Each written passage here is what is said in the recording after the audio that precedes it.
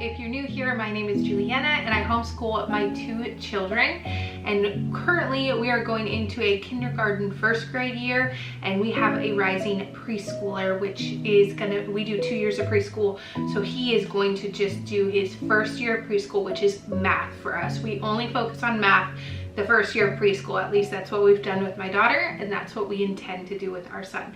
So I did a curriculum picks video, and a lot has changed since that video. We ended up consuming a lot more school than anticipated this summer. That video was made months ago, and we actually ended up just consuming so much more than I thought we would.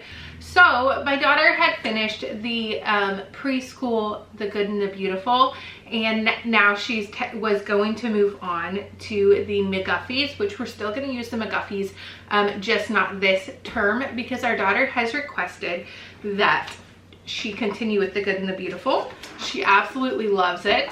And this has been, we've already started our school year, since we do school year round.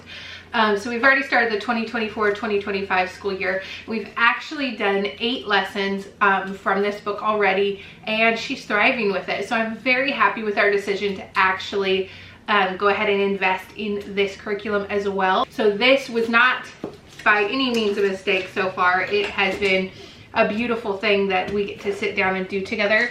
I purchased the hard book, like the book from them, which ended up being like $28, and if you buy 5 of their books right now, you get free shipping, which is awesome. So I went ahead and got just the book, and then I printed out the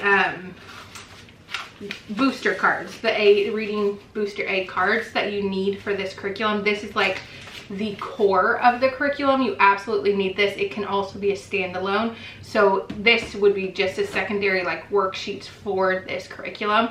And so I have this, as well as I didn't purchase the little books since they have the free PDFs online. I printed the readers and just stapled them, so I have all of these little readers for my child, and so she is doing this, The Good and the Beautiful Level K language arts program, and she's really enjoying it. So I'm very excited about that.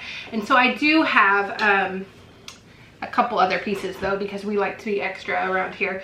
We're still doing the Elemental Phonics Level 1. We completed the round 1, which is when your child reads through the entire book. If you haven't seen Elemental Phonics, you start blending 2-letter words and then 3-letter CVC words, and then by the end of the book you are reading like a sentence, a sentence of CVC words. And so this is a really great program. We're now on the audio version, so the second time around when you go through this book, you can do it with the audio version that she has as well for sale. I think it's like $9.99, so 10 bucks. And it has been a game changer, actually. The audio my daughter has learned with very well. Every time I film, apparently it's trash day, because I can always hear the trash truck when I'm editing my videos. But Elemental Phonics Level 1 has been really amazing. I don't know that we'll get Level 2. We might. We love the program. But I don't know that we need it. So we're still finishing the audio of the Level 1 and continuing with The Good and the Beautiful. For this, we also have the My First Nature Reader. We already had this, so I'm just using this as a practice. It goes along with the Level K curriculum perfectly in this sequence that the books go into, so it'll match up with what she's learning currently, and it's a beautiful book. So it takes just a couple minutes for your child to read through one of these stories, and you could even read half of it. But we're trying to get her to read every day to us a little bit outside of school time, and so I am having her read this. If I come to a point where I don't have enough readers, I will use the McGuffey's as readers, but I anticipate using the McGuffey's as I intended to use them. Come the second semester, I will add these on top of the other language arts and do the proper notebooking and whatnot with them as extra practice. And so I do have the Eclectic Primer Revised Edition. Then I have the Eclectic Primer and the Pictorial Primer in the original. And I do plan to use these. They're beautiful. So whether or not I use them as just readers and practice or use them as an over the summer curriculum, I'm still going to be using the McGuffey's. And I intend to use them come probably around January for our second semester. We're doing 3 semesters this year, and so we're really focusing on the core during the first semester because we do have a vacation during the first semester, so we start a little early on school so that we don't miss out on any school, and then we take a break for the Christmas season because we do a program during the Christmas season along with our math. We go ahead and stop all of the language arts and everything else, all the other electives, and we do Christmas around the world. This is from Treehouseschoolhouse, and I have it just separated. I've only chose 6 countries for her to do the projects and the books from, because this is a very in-depth curriculum. It has a lot of books that you can use with it. It has a lot of culture and a lot of activities to do with it, like baking and crafts, and I want to be able to do those to the full extent and not kind of like skip on them. So for 3 weeks we will be doing 2 countries each week, and just really focusing on those countries and learning a ton. So from the Treehouseschoolhouse, we at the end of this first semester will stop all school for the month of December and do only this for 3 weeks, and then take a week break for Christmas. And so that would be the first semester, and then if we are ready to add the McGuffey's, we will. Otherwise we'll add them somewhere else later down the road. We chose to do, let me move some of this stuff. We chose to do Matthew C. She's going to run through the primer. I believe the primer, from what we have read, the primer's likely only going to take her, it's probably only going to take her 1 of our 3 like terms, maybe only 1.5 of our terms, because she's already done this, and this is a relatively easy curriculum to run through. And because she's already done kindergarten math last year, there's just a couple holes that we are kind of just trying to, like a couple kinks that we're trying to just make sure that we've covered all of our bases. Although all the curriculums say you can move on without those things, I do not like to move on unless we've mastered something. And then if it's way easier in that next grade when it pops back up, great. But otherwise I like to stay and focus on it. So we will be running through this entire book and likely alpha. So this is the primer, and then we will be doing alpha as well, which is alpha is first grade. This is the kindergarten one. But since she has done kindergarten, this is her second year of kindergarten, but she's technically in first grade math, and she's in kindergarten in language arts, if that makes sense. So I do have this. She will be doing this kindergarten math, and then she will be moving on to the alpha, and then my son will dive into this maybe come January if he's ready for it, but otherwise he'll dive in it coming the next school year. So I'm very excited about that. I do have some math flashcards and just a lot of math manipulatives. The math you see comes with their own manipulative counting blocks, and it's a great program, and I'm very excited to use it. I've done a lot of math research after our year last year, and it's been really fun. I do have morning binders for my kids, and that's just when they're sitting down for breakfast. But I have a sheet that I printed with my child's first and last name on it, so that she can master writing her first and last name in upper and lowercase. Because last year we mastered first name, and now we're just doing first and last name all together. And then I have lots of different handwriting activities. These are optional. They are only when my kids want to do them.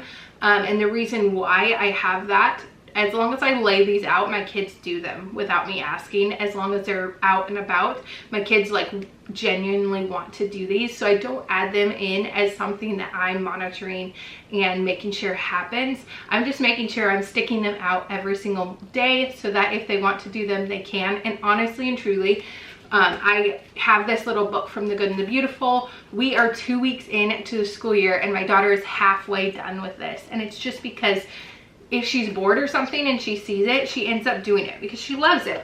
And so it's something that I don't really have to monitor, but I do save for our records when she is done with it. So I have lots of little random ones as well as the good and the beautiful ones, just because she does run through them.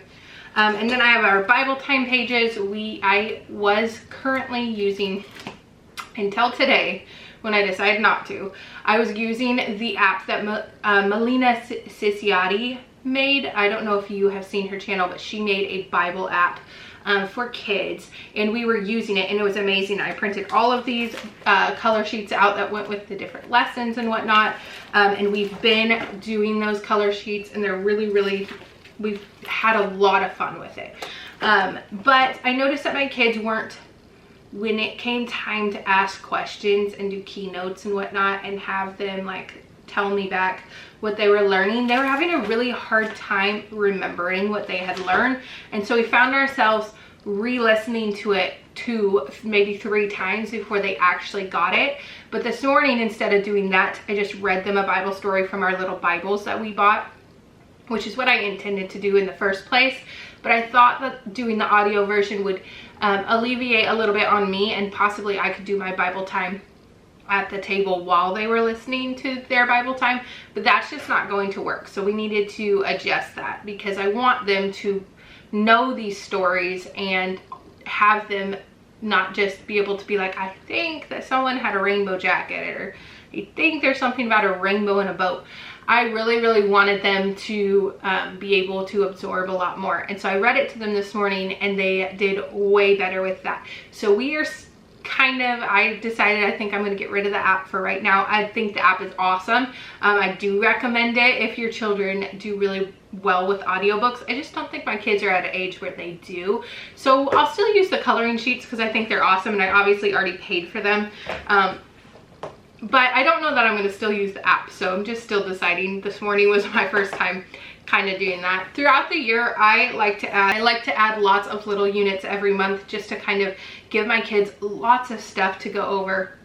And I do start with just the core at the beginning of the year and get them back into the habit of doing lots of different subjects and whatnot, and sitting down for those and just kind of getting them back into it because they're really young. But I do like to add lots of things, because the core subjects can become very mundane, and then it makes learning a little less fun. When you're constantly doing the same exact thing, learning can kind of just start feeling very mundane and not exciting at all.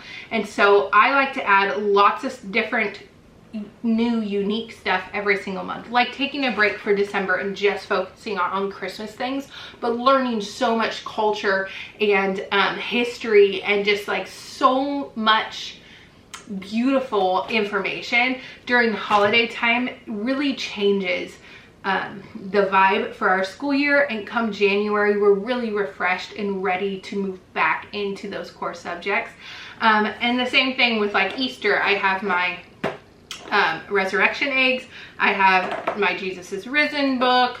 I do a whole Easter unit study. We're Christian, and I do believe that that is something that's very important for my homeschool journey to teach my children. I have all about weather, and now I know changing seasons. We're going to be doing a weather study. Along with the weather study, we're going to continue to work on our like calendar skills and whatnot. We always do a your whole body unit. I typically like to do that in January, just because I feel like the vibes for the new year is always, for everyone, adults and children, is always about health and fitness and new beginnings and new start. And I think that starting with the mind, you know, the body, the soul, all of those things are super duper important. And starting the year off fresh, just reminding the kids like what they should be putting in their body, information about their body, what's going on inside their body that year for their certain age level. Like maybe they're going to start losing teeth. That's a conversation I like to have before it starts happening, because lots of things with the body can be extremely scary if you don't know what's happening. And so I think doing a your whole body unit every single year is very important, because you can talk about those next steps that that child is going to go through and have those conversations and start those conversations before they go through them, so that they're understanding their bodies a whole heck of a lot better than they were going to if they just started happening and then you have to explain them after the fear or the confusion has already set in. And so I really like to talk before then and start the conversation about all things body, because our bodies do crazy things at different times in our life, and I like to be very open about that with my kids. So we are doing a whole body unit. I have a ton of pieces to this, as well as we're going to talk this year about like losing teeth and whatnot, so that we're really well aware and prepared for that season of life. I'm gonna do a science unit during October with my kids. I like to use Science Solves It. I've mentioned this in numerous other videos. The Math Matters and the Science Solves It are really, really beautiful curriculums, and I like to keep them in my homeschool. So this has projects we can do with it, but it's all about sound and the different sounds that your home and whatnot can make. And so it is for October because it's the spooky month, and it is talking about little kids hearing a noise in their bedroom and whatnot, and they end up finding out it's like an open window or something, and then you get to make your own noise maker and make noise, which is super fun. So that's kind of the units we're doing this year. We once a week are doing our own art curriculum, and then we are joining another homeschooling family for their art curriculum, maybe once a week, maybe every other week, or once a month. But we're doing painting and drawing in Waldorf schools. I found this book. We're absolutely loving it. We've done one of the, I think there's 28 units in the first class. Their classes 1 through 8. And class 1 in Waldorf schools is typically a kindergarten level. And so I find that I typically can use their grade 1, just like Charlotte Mason, I can use their grade 1 level with my kindergartners, because they just do a late start essentially. So this painting and drawing in Waldorf schools has been very, very fun. You get to like compare colors to their backgrounds and whatnot. You get to do a lot of color mixing, and this first year is all watercolor. And it's absolutely beautiful, and we get to use this for 8 years, which is awesome, unless we decide to do 2 grades at a time. But developmentally, your child's supposed to be able to hit these landmarks in their drawing journey at different stages in their life, so I kind of want to stay with it. But this book is really awesome. We've already started it, as well as we're going to throw in some hands-on art projects. This is hands-on activities based on famous works of art by famous artists, and we are going to be creating our own pieces mimicking famous artist pieces. So I thought that was really fun to talk about famous artists. My mom got this for me, and I thought that it was awesome. And so we'll probably do this and then keep it and do it in a couple years as well again.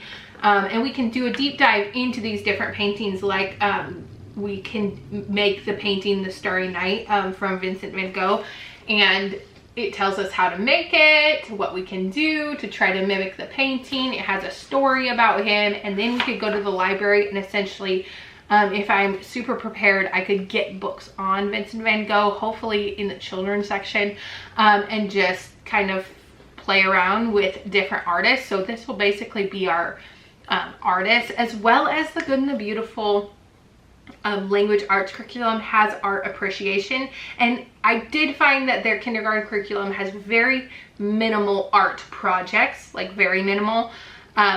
Like we haven't even hit one. We've done 8 lessons. We haven't even hit an art project. We have seen like 3 art appreciation, where you're looking at art and you're talking about the picture and you're appreciating the art for every little detail, and talking about which parts of the water is likely the deepest based on how they painted it. And it's really awesome. There's just not a ton in there, but in addition to these, she is also getting art and some geography and whatnot from the Good and the Beautiful language arts.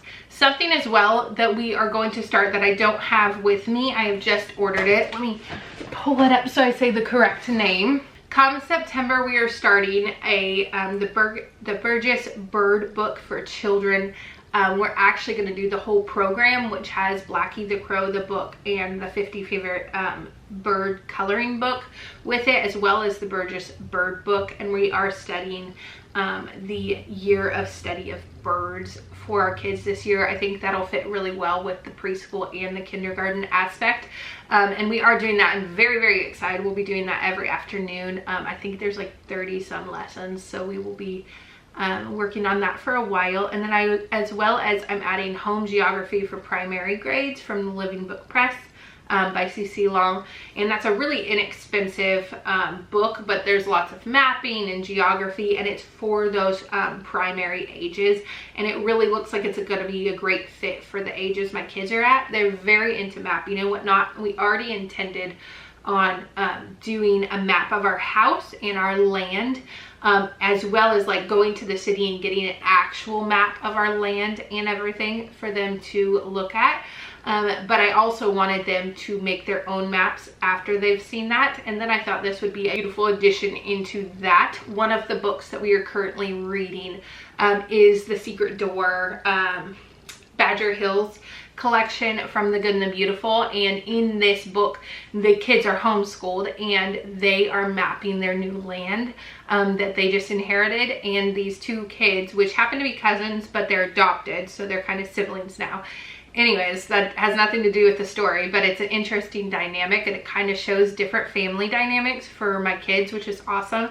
And so in this book, this child is spending a lot of time mapping his land and drawing different maps and writing different things. And so I thought it would be beautiful for us to do that.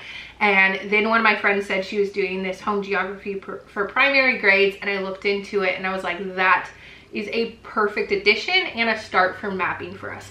So once we get our map, once we get through this first couple weeks of our homeschool and get back from vacation, so come like September time, we will be starting these extra electives, the Burgess bird book and the home geography for primary grades. We'll just kind of be slipping in and out of like both of them and just figuring out what we're going to do with them. The geography is it's a very thin book. It's not going to take us very long at all, but we could add a lot of extra meat, like mapping our house and getting the city records, whatnot, for our home. And so yeah, that's going to be super fun. But this year I'm so excited about, because my daughter's learning how to read. She just read her whole first book that she's ever read before to me, and it's been very exciting to see how much she is learning and growing. She just turned 5 in May, so she's on the little younger age for learning to read, in my opinion, because I do believe they should learn at age 6, which I might not even have my son learn until age 6.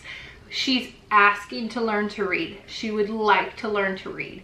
And when a child is asking, I believe that you should go after it. And she's been asking since she turned 4 to learn to read. And so we started with the, you know, the elemental phonics and the preschool from The Good and Beautiful. And now she is 100% ready to read, and she has begun reading. And it's been a beautiful journey for us. Something really exciting that we are starting this year with the kids. Don't mind the shape of these violins. I just purchased them from a garage sale. I paid $35 for both of them, and our 5-year-old would like to start learning an instrument. And since I actually am a violinist, I do know how to play the violin, I do know how to read music, so I can actually start her in that journey and see if this is an instrument that she would really like to play, and then I can hire someone else out to be her teacher along that path if it's something she's very passionate about, or help her find a different instrument. And I got one for my son as well, because they had both of these that I paid $35 for both of them, and so what a win. Even if I use them as decorations at that point, like, what a win.